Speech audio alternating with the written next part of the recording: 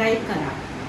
सोबतच बाजूला असलेला बेल आयकॉन जो आहे तो क्लिक करा, म्हणजे जी नवीन नवीन रेसिपी जे टाकत जाईल ते तुम्हाला त्याचा नोटिफिकेशन भेटेल.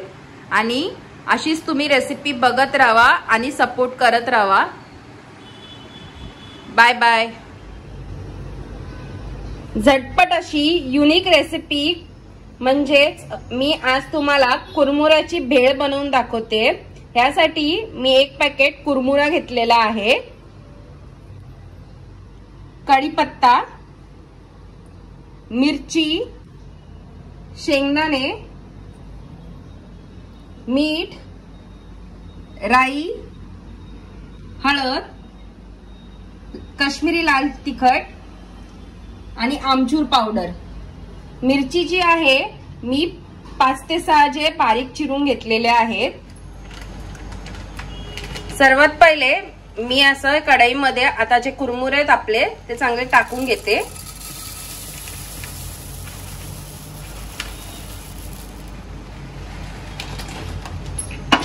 आता यांना मी सगळ्यांना चांगलं थोडंसं भाजून घेते.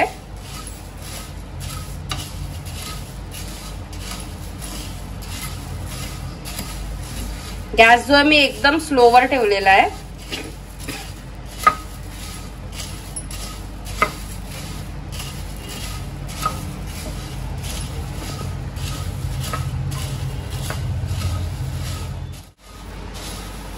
कुरमुरे जो आहे मी अर्धा किलो जो आहे 1 पॅकेट आहे तो पूर्ण ओतलेला आहे. आता याला पूर्ण मी भाजून घेते चांगलं. स्लो गॅसवर कमीत कमी 3 ते 4 मिनिटं मी चांगलं स्लो गॅसवर जो आहे ह्याला भाजून घेते.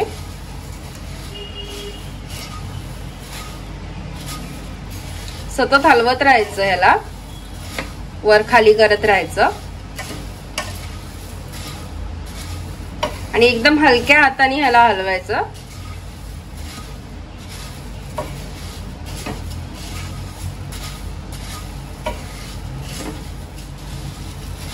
ह्याला भाजून मी याच्यासाठी घेते कारण हे थोडे पावसामुळे चिवट पडतात, नरम होतात, त्यामुळे मी पहिले भाजून ह्याला चांगलं ह्याला कुरकुरीत करून घेते. जरा भाजून घेते मी ह्याला, हलकं भाजून घ्यायचं ह्याला.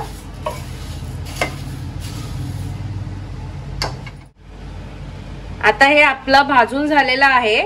आता ह्याला मी एका भांड्यामध्ये काढून घेते.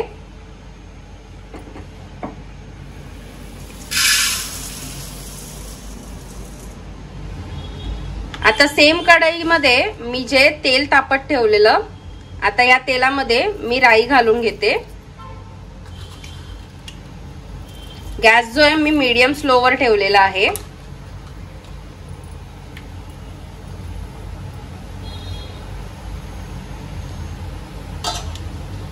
आता राई चांगली तडतडली आहे. आता यात मी शेंगदाणे घालून घेते अर्धा वाटीभर. शेंगदाण्यांना पण चांगलं तेलामध्ये मी चांगलं तळून घेते.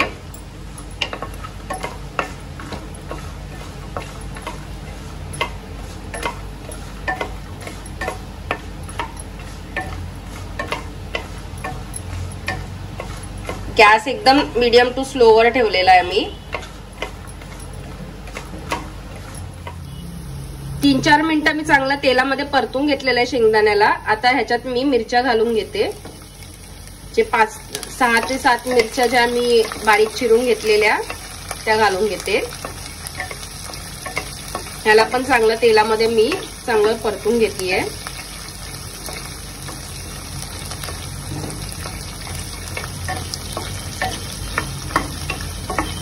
गॅस जसं मी सांगितलं एकदम मीडियम टू स्लोवरच ठेवलेला आहे.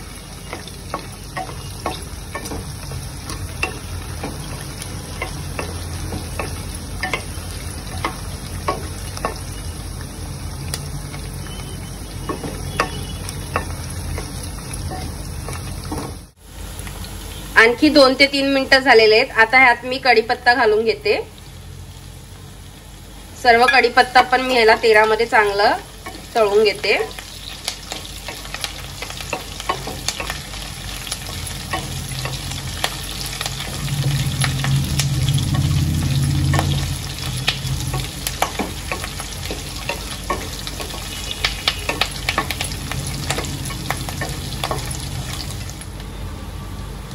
4 ते 5 मिनिटं झालेले आहेत सगळ्यांना. आता मी एकत्र परतून घेतलेलं आहे, म्हणजे कढीपत्ताला पण टाकून. आता ह्यात मी हळद घालून घेते, काश्मीरी लाल तिखट,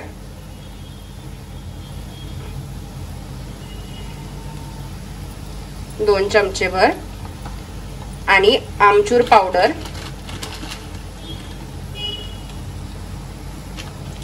आणि चवीनुसार मीठ घालून घेते.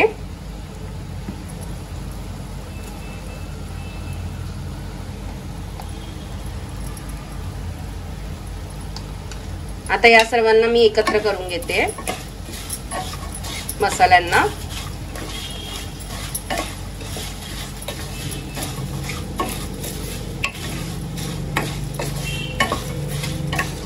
आता यात आपले जे कुरमुरे आपण भाजून घेतलेले आहेत ते थोडे थोडे करून असे घालून घेते.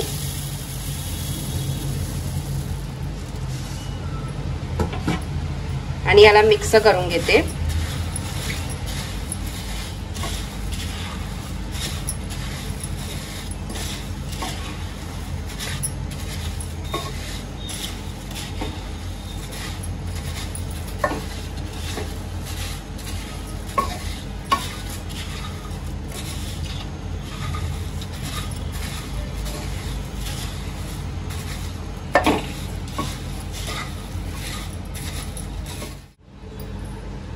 आता सर्व मसाला मी कुरमुऱ्यांबरोबर जो आहे मिक्स करून घेतलेला आहे. कुरमुरे घालून हे बघा सगळं मिक्स करून घेतलेलं आहे, वरून खालून एकत्र करून. हे बनायला जास्ती वेळ लागत नाही. सगळा मसाला सगळ्या कुरमुऱ्यांपर्यंत मिक्स केलेला आहे एकदम. आणि आता गॅस बंद करून घेतलेला आहे मी. ठीक आहे, आता ह्याला मी एअरटाईट कंटेनर मध्ये बंद करून ठेवते. असाच आपला तिखट चिवडा जो आहे, तिखट भेळ जी आहे ती खाण्यासाठी आता रेडी झालेली आहे. आता ह्याला मी एका कंटेनर मध्ये काढून घेते आणि मग तुम्हाला दाखवते. हे बघा आपला असा तिखट भेळ जो आहे खाण्यासाठी रेडी झालेला आहे. ह्याला आता मी एअरटाईट कंटेनर मध्ये पॅक करून ठेवेल, म्हणजे पावसाळ्याचा नरम नको पडायला. हे चहा बरोबर, संध्याकाळच्या नाश्त्याला झटपट असा होऊन जातो आणि खायला देखील चांगला लागतो. हा झटपट असा भेळ जो आहे तुम्ही पण घरी जो आहे करून बघू शकता. आणि आवडला तुम्हाला ही रेसिपी झटपट बनणारी तर मला कमेंट मध्ये लिहून पाठवा. ज्याने कोणी आतापर्यंत चॅनल सबस्क्राईब केला नसेल त्याने चॅनलला सबस्क्राईब करून घ्या, म्हणजे अशाच नवीन नवीन व्हिडिओ तुम्हाला बघायला भेटतील. आणि सॉरी, कारण आजकाल आमच्या व्हिडिओज लेट येत आहेत, कारण तब्येत जे बरे नसल्यामुळे जे व्हिडिओ टाइमवर येत नाहीयेत. पण मी तरी पण प्रयत्न करेल लवकरात लवकर व्हिडिओ टाकायची. असंच चॅनलला सपोर्ट राहू द्या तुमचा. लाईक करा, शेअर करा आणि सबस्क्राईब करा. सोबतच बेल आयकॉनला पण क्लिक करा, म्हणजे तुम्हाला नवीन नवीन व्हिडिओचे नोटिफिकेशन भेटत राहतील.